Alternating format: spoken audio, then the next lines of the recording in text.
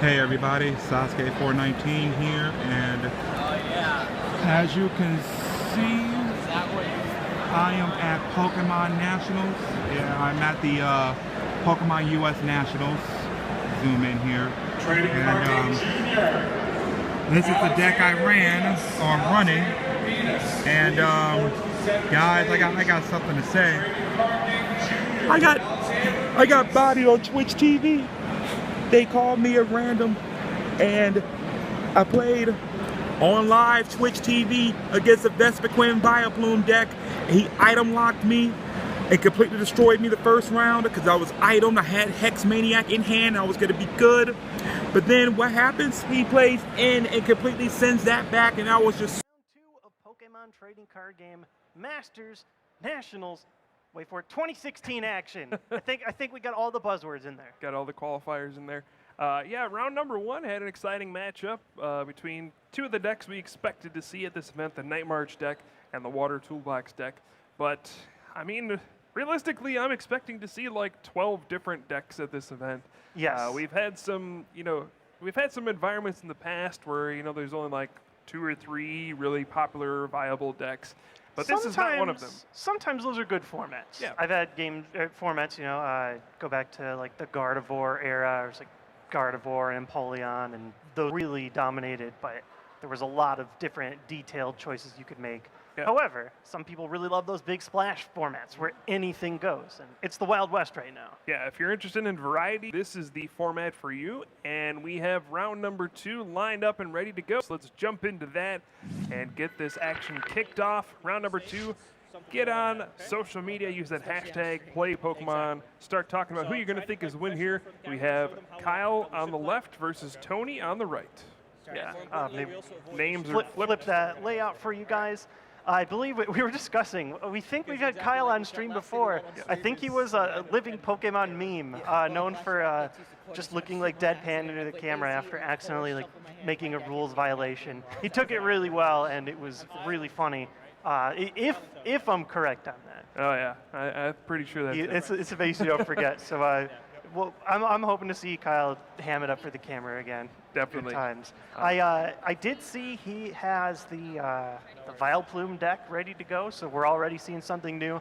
I think I might have seen a fighting energy on Tony's side, so could be a whole new splash of new decks. Yeah, we could see 2 brand new decks here that we haven't seen so far. Of course, we've only seen 2 decks so far, but I'm going to be interested to see what we got here, and here we go. Combi in a Flareon EX? Flareon?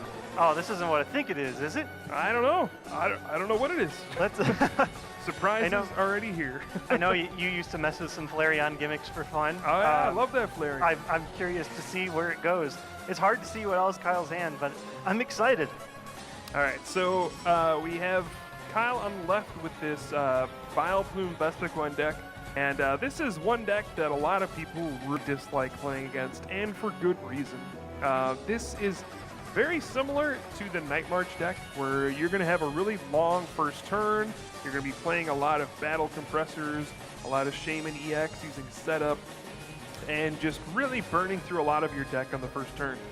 But it gets really annoying because at the end of it all, you play Vileplume down, has that irritating pollen ability, which means neither player can play item cards. What an appropriate ability name. Yeah, it's very irritating. And yeah, basically you burn through your whole deck, get a bunch of Pokemon in the discard pile for Vespiquen's Be Revenge attack, and then put down Vileplume so your opponent can't play any item cards of their own. So it's a very one-sided deck, and it's really powerful when going first. So Kyle, I'm sure, was happy to win the coin flip and go first because it's really a different beast when it goes second versus going first.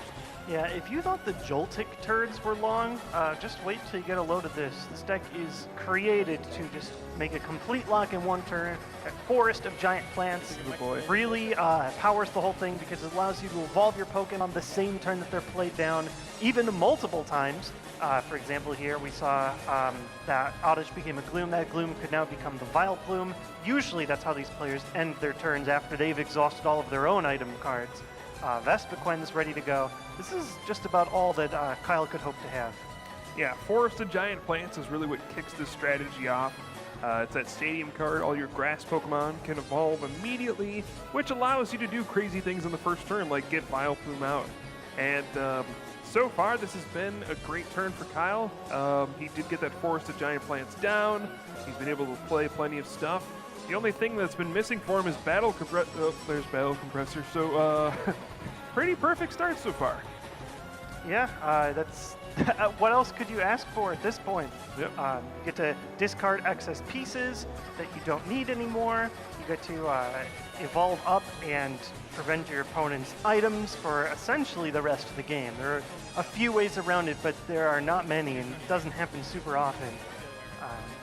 I'm curious what Kyle is going to do with that Flareon, or sorry, Tony. But it's going to be a lot harder to do whatever his strategy is when he doesn't have a lot of item cards to work with. Yeah, now, Kyle, he does have a pretty solid start so far, but, you know, one of the weaknesses of this Vespiquen Vileplume deck is you really need to get a lot of Pokemon in the discard pile before you put down Vileplume. Because once you put down Vileplume, you can't play items either. So that means you can't play Battle Compressor anymore. So I would guess there's about 8 Pokemon in the discard pile for Kyle right now. That means a B-Revenge would do about 100 damage. And you really want to be going for one-hit knockouts. Also, he doesn't get the Float Stone down before evolving to Vileplume, so he's vulnerable to a Lysander if Tony could have that. Yeah, that is dangerous. That's a sort of weird thing that you have to do sometimes. In fact, some players run AZ now in these Vileplume lists that sometimes in the middle of the game, if your opponent's under enough of a lock, you can AZ, pick your whole Vileplume lineup, evolve it back down partially, put the Float Stone on, and then finally turn items off again. So we'll see if that comes into play. Yeah, now we saw the power of Kyle's deck here. He did a bunch of stuff. Tony, he played an Energy. That was his turn. He couldn't play any other cards. And even though we just have a B-Revenge for 100, it's going to be a 2-hit knockout. Unless Tony has a double Colorless Energy to power up that Blaze Ball attack, he won't be able to get a knockout.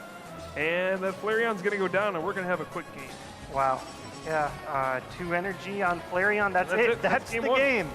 You guys see these long, extremely interactive matches in our first round, and Kyle just tearing it up, showing you guys exactly what Vileplume does when it goes first. It blocks you out, it attacks for solid damage, and unfortunately for Tony, he had no supporter in hand, nothing other than the Flareon, and that was it. Yeah. And we're talking about time limits before and how some decks are better in these kind of environments than others. This Vileplume Vespiquen deck is one that is very good in a timed environment, which you usually know pretty early on whether or not you're going to win, and sometimes you just win quick games in less than 5 minutes, so it gives you the best chance to complete full matches and win matches and get wins instead of ties. So it's a big appeal to running this style of deck. It's funny because historically a lot of these like lock type decks are usually the ones that are bad in time. Back in the day, you have things like Garbodor, like, oh, well, you're probably not taking the first prize if we end up going into sudden death or something. But this is the kind of deck that has the speed to take early prizes while also locking out your opponent in a big way before they can even draw a card. Yeah, it's you know, it's a unique combination of disruption, speed, and power all into one. Now, the big problem with this deck is it's kind of its own worst enemy sometimes. You know, if you draw the wrong combination of cards, you have to play Sycamore and discard a couple double colorless energy or something like that. You can easily just run out of energy and lose. Sometimes, you know, you get your Vileplume stuck in the active spot, has the big 3 retreat cost. I've seen a lot of players lose just by getting Vileplume dragged in the active spot and actually running out of cards because, well, you burn through so many cards and you can't move Vileplume, so you run out of cards first. But when you go first, take away your opponent's item cards, it's pretty tough to beat. Yeah, and that's what the deck is built to do. There are some decks that can take hits like that a little bit better than others, but unfortunately, all decks, if you don't have a supporter, you're just in a really tough spot. Yeah, so we're setting up here for game number 2, and I'm honestly still not sure what Tony's playing. We didn't even get a chance to see it. I swear I saw Brixen in his deck when he revealed a mulligan, or maybe was just shuffling. So this might actually just be a fire deck. That could be a Delphox break deck, one of those new cards from previous expansion. And here we go. Game number 2 starting off, and we do see the Fennekin for Tony. as he'll be going first this time, and he'll get to play all those beautiful item cards that he was not able to play last game. And even there, if he can, well, I guess it's asking a lot to have that Stadium hold in play for how many Force of Giant Plants that the Vileplume deck runs, but I guess having even a little bit more consistency here is nice. But if he ever does draw into a replacement Stadium, even under the luck, he could draw cards here or there. It's interesting. I definitely don't see this deck a lot in competitive play, but it's fun to see players experiment. Definitely. Now we see the Trainer's Mail from Tony, grabbing Rare Candy. He really doesn't have many options off that Trainer's Mail. In fact, that was his only one. Trainer's Mail was the other trainer card there, and you can't take it. So yeah, he's probably hoping to see something like an Ultra Ball instead, something that could help him set up a bit more. But hopefully he gets to play a couple more basics down, maybe get a couple Fennekin or get that Flareon EX going.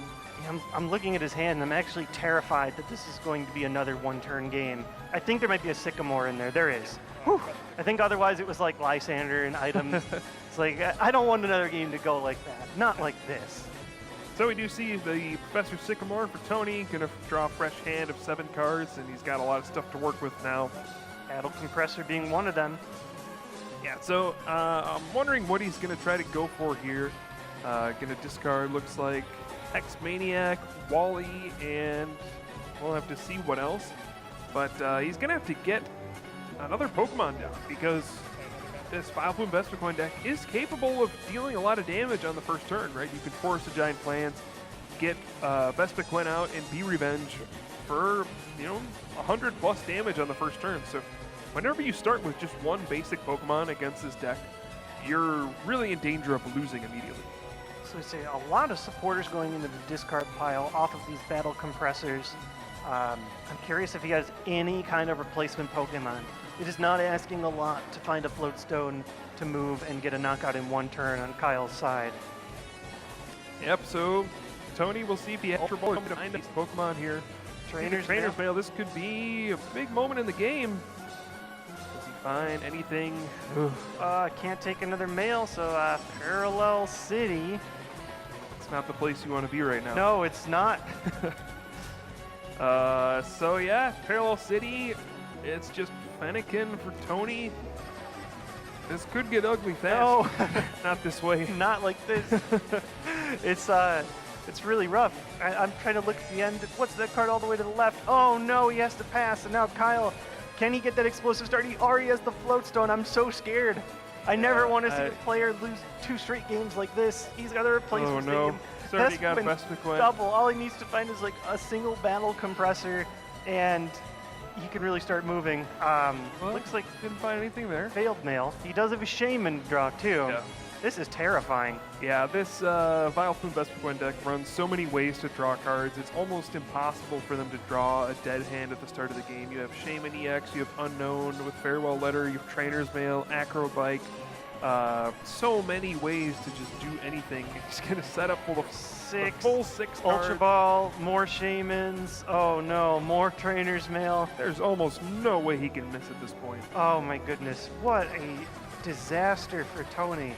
Another Pokemon. All he needs to do is throw enough Pokemon in the discard pile to fuel B Revenge, and it's not asking a lot. It's just a Fennekin. Yeah, and at this point, he's going to Ultra Ball away those 2 Pokemon, grab Unknown, Farewell Letter, put that in the discard, and he can be Revenge for the 60 damage. And unfortunately win this game on the first turn, and poor Tony, he's just not going to get a chance to show off his Delphox Break deck. And I'm really curious to know what it was going to be like, what kind of stuff he had going on there, but unfortunately we're not going to see it. Wow. I don't know if I've ever seen 2 games finish that fast in the history of our casting. I think sometimes we see the 1 game drop. Sometimes I've seen 2 games go quickly, but there was a 3rd game as well. But that's all she wrote. Yeah, that's it. Sorry, Tony, but that's just how it goes sometime. And Kyle is going to move on to 2-0 very quickly here at this U.S. National Championships. And that's one of the benefits of playing this Vileplume Vespiquen deck as well. Over the course of a 9-round day, you'll have a lot of stressful games, a lot of thinking going on. But sometimes with this deck, you just, hey, I won in 10 minutes. Cool.